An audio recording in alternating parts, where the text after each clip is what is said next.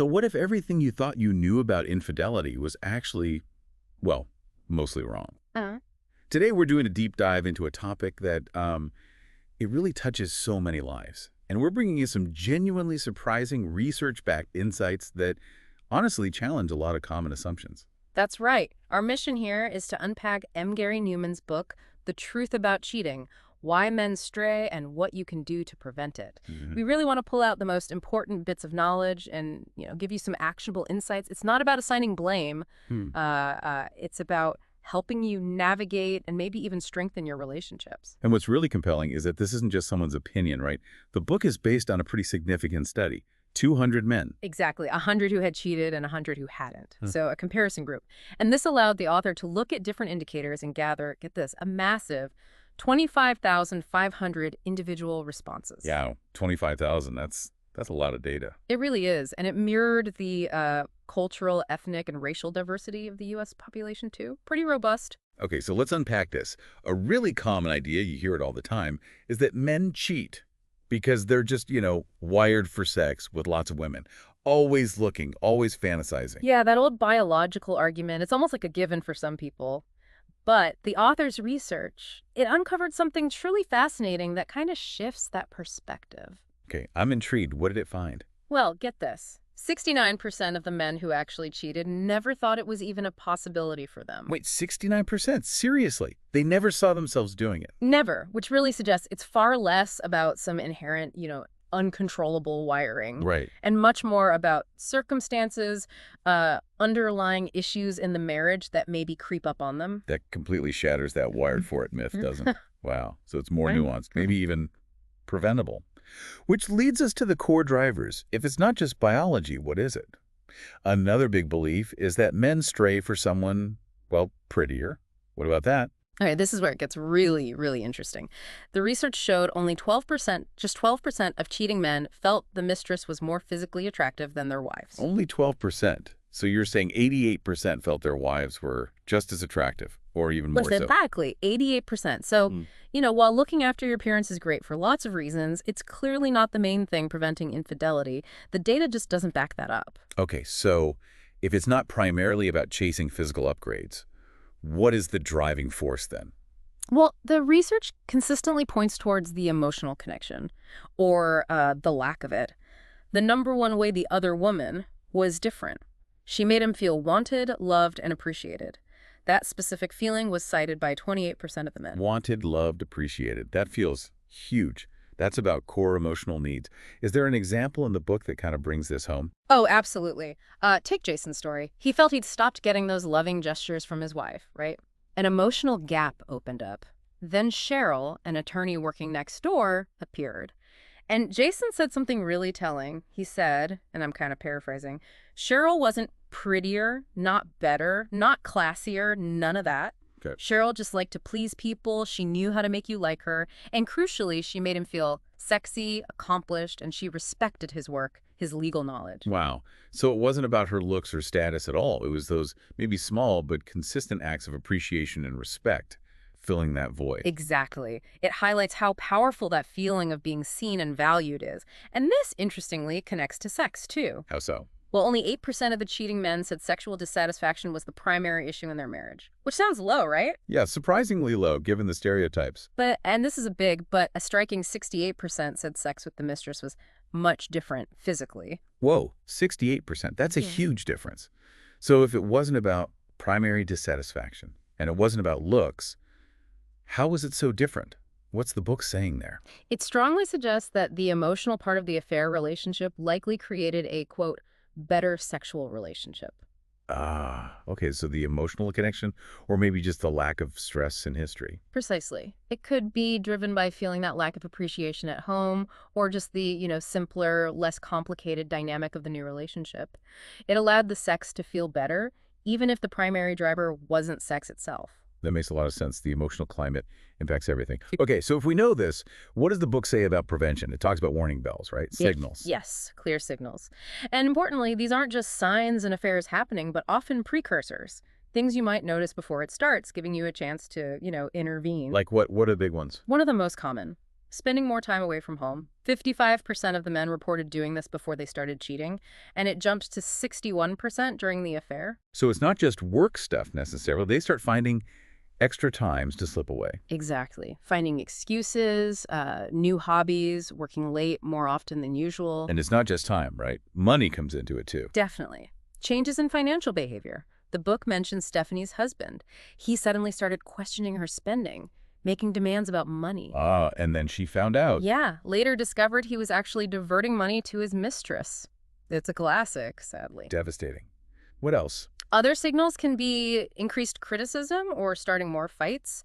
About 20% of the men reported doing that. Also, maybe less sex than usual.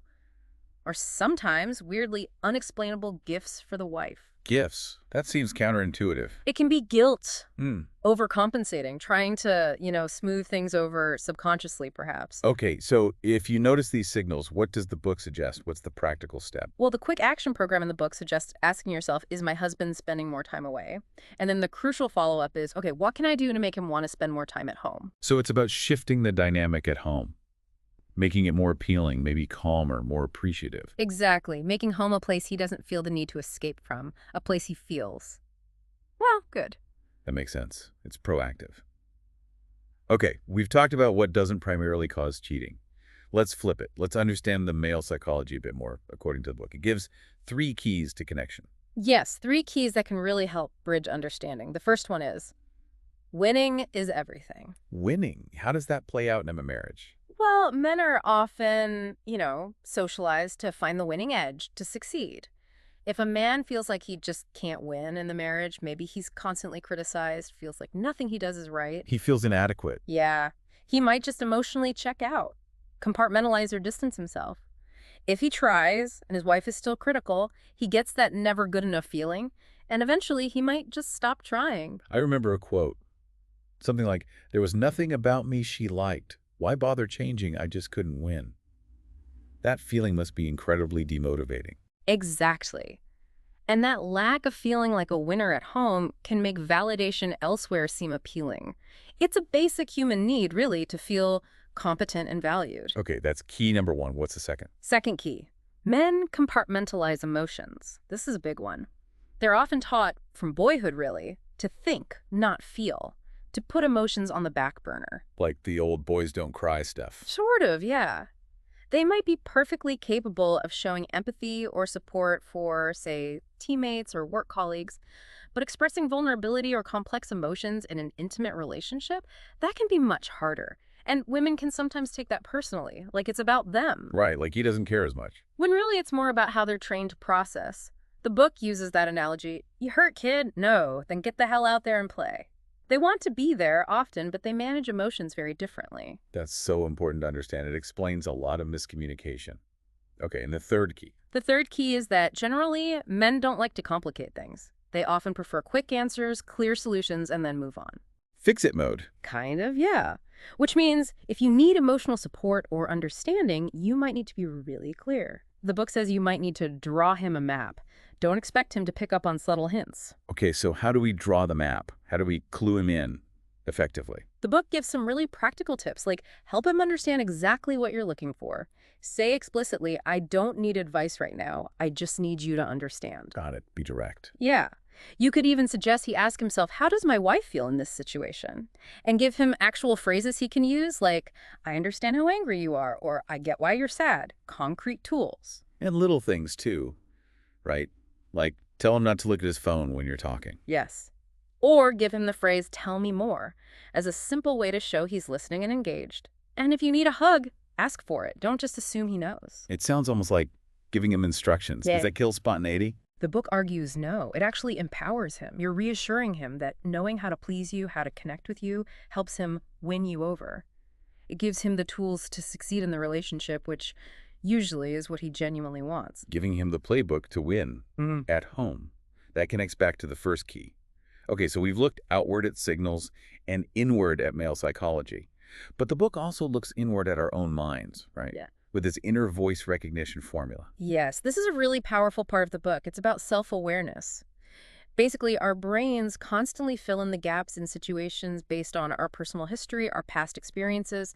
This leads to automatic reactions. Like default settings. Exactly. And this formula helps you understand what those default settings, those voices in your head actually are. Okay, so what are the voices? There are three main ones. First, the child voice. These are the messages you absorbed growing up from your parents' marriage, from your relationship with your father.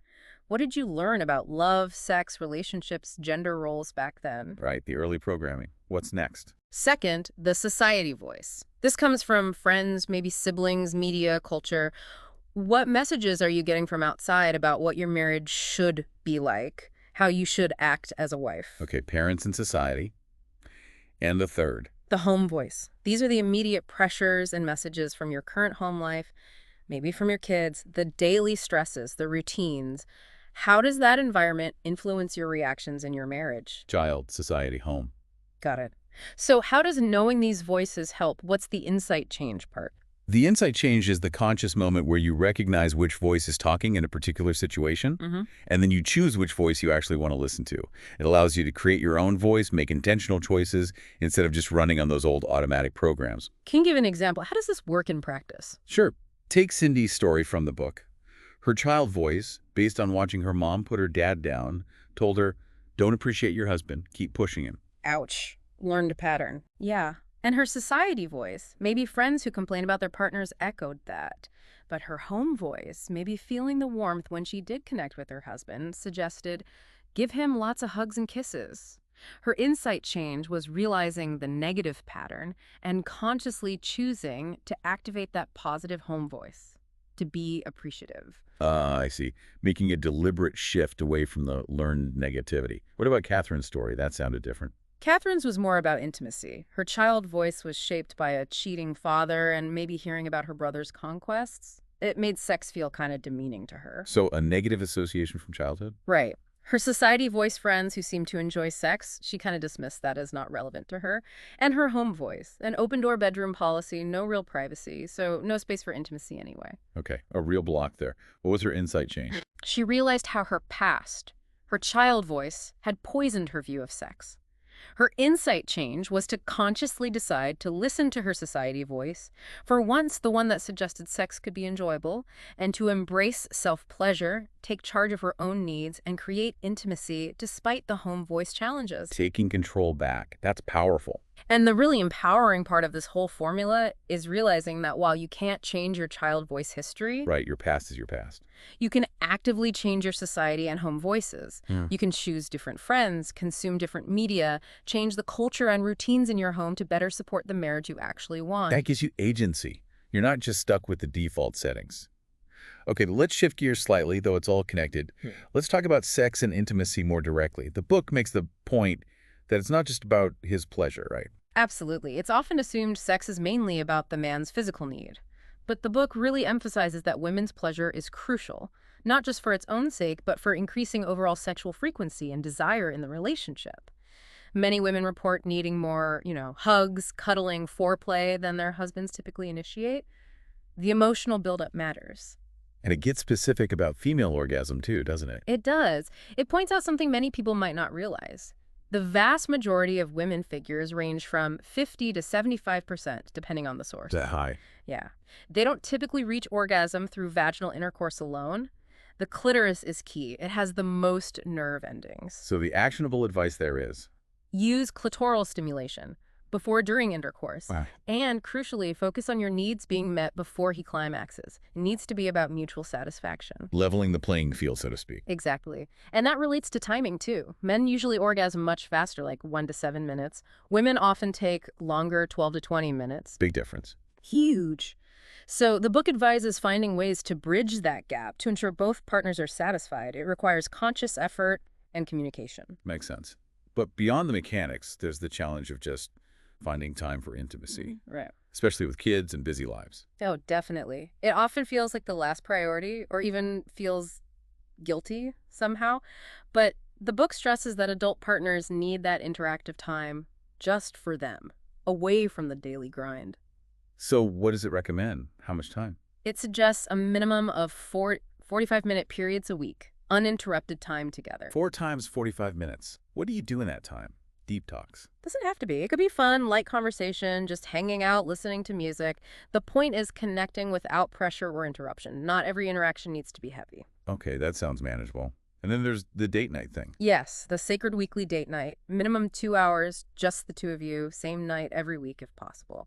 And the crucial rule, no talking about kids, money, or work. Ooh, that's the hard part. What do you talk about? Remember what you talked about when you were dating.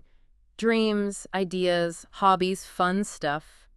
And maybe try outings beyond just dinner and a movie, a walk, browse a bookstore, ride bikes. Just listen to music together. Recreate that early spark. Rekindling the non-parent, non-business partnership. Exactly. And creating privacy is part of that too.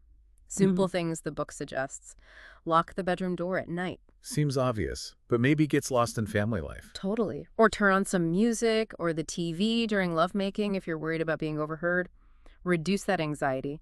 Making the bedroom itself feel like a warm, beautiful adult space can also boost desire. Setting the stage. Okay, so these are all great preventative measures, strengthening the connection. But what if an affair has already happened? How does the book approach healing? Well, first and foremost, it makes it crystal clear.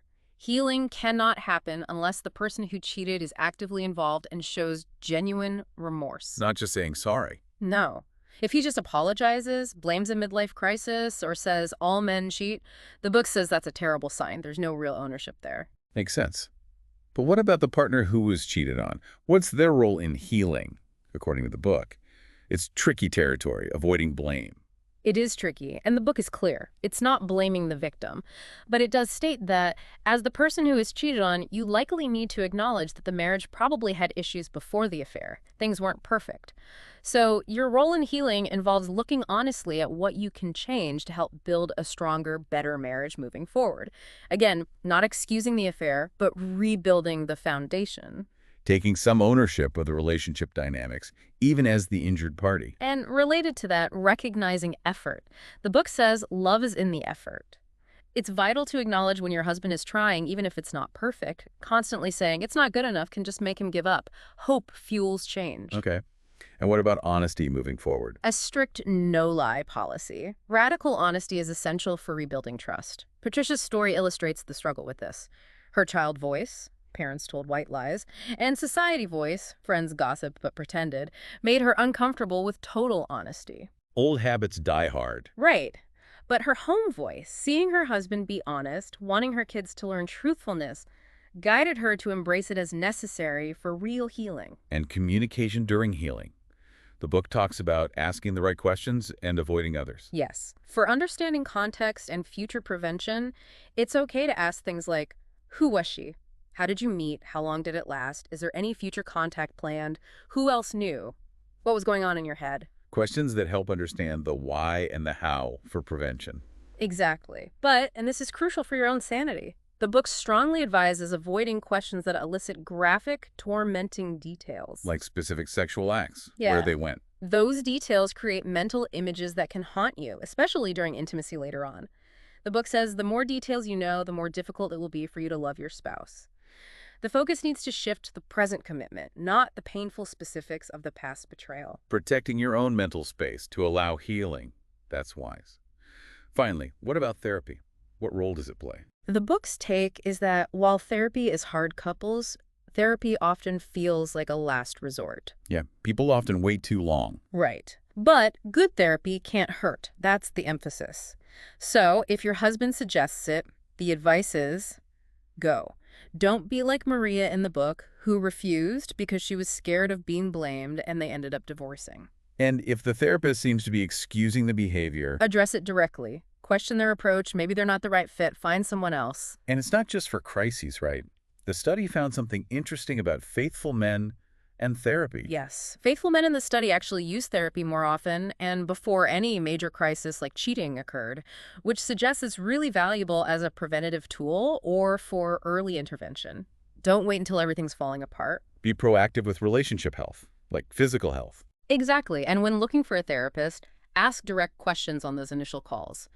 But maybe don't reveal your own bias immediately. Instead of saying, I don't want someone who excuses cheating, maybe ask, how do you typically approach infidelity in therapy?